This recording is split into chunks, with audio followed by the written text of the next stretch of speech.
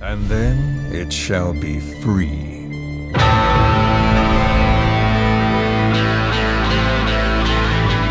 What's up, everybody? It's Young Cure with Day 11 of the Metal Gear Solid 5 Countdown Retrospective.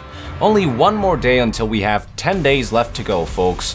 For today's retrospective, I would like to focus on a series of tweets that Kojima posted on April 25th, 2013.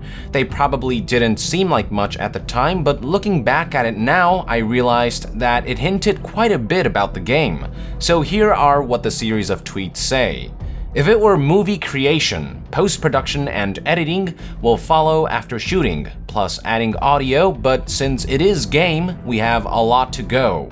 But still, I feel content, as this is the first end of phases. This time it took over a year, including auditioning, 3D capturing, military training, reading, rehearsing, and shooting. We have been doing mocap for 14 years ago, but every time we've done a new challenge. This time we hired foreign actors, except stuntmen. They were a wide variety of actors from America, UK, France, Holland, Hungary, etc. We used neutral language to communicate, but the emotion was tightened as one.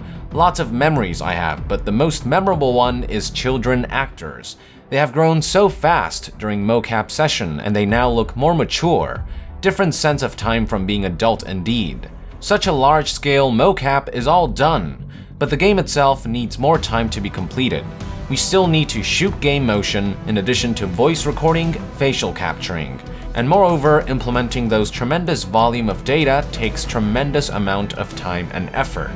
So there are a couple of noteworthy things about this series of tweets. So it looks like by mid-2013 most of the motion capture was completed, with the game shifting into post-production phase. As Kojima put it, the large-scale mocap was all done.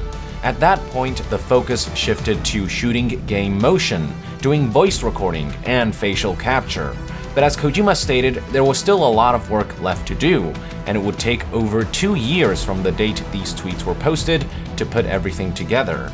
Something else that was hinted at is that the game will feature performances from actors from all over the world. Countries he mentioned include America, UK, France, Holland, and Hungary. We didn't know it at the time, but I think Kojima was hinting that Phantom Pain would feature characters speaking their native language or dialect, rather than English representations of those languages like in previous games. Actors from America is a given, but then we have UK, from which Zero's actor was likely chosen, as well as the actor for the Doctor that greets Snake's awakening, who is played by British actor Ian Moore, and we have other European countries like Holland and Hungary. Hungary in particular is a country of interest, since we would come to learn later that Skullface, along with members of his XOF unit, is Hungarian. Something else that caught my attention is this quote: "We used neutral language to communicate, but the emotion was tightened as one." I'm not sure if this was on purpose, but it reminds me of some of the themes and dialogue spoken throughout the E3 2015 trailer. When people unite under one will, they become stronger than the sum of their parts. And what do rulers use to bring people together? Language. This world will become one. I have found the way. Race, tribal affiliations, national borders, even our faces will be irrelevant. America is a country of liberty, a meeting of immigrants, sans lingua franca. The world will be torn asunder, and then it shall be free. One last thing I would like to point out is that Kojima mentioned children actors. At the time, nobody knew for sure why Kojima needed children actors, but we would come to learn later that child soldiers play a major role in Phantom Pain. At this point in time, the only child character people had seen was young Mantis, but as we know now, characters like Eli, aka Young Liquid, and the myriad of African child soldiers will also have significant roles to play in Phantom Pain. So, we were hinted 3 things from this series of tweets. Large-scale motion capture had been completed, the game would feature characters who would speak their native languages, and that children or child soldiers would come to play a significant role.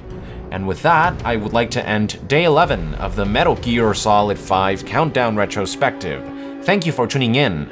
Let us know in the comments below your thoughts on some of these lesser-known tweets by Kojima and what they might have signified. And to be further updated on the MGS5 Countdown Retrospective, stay tuned right here on Young Yeah.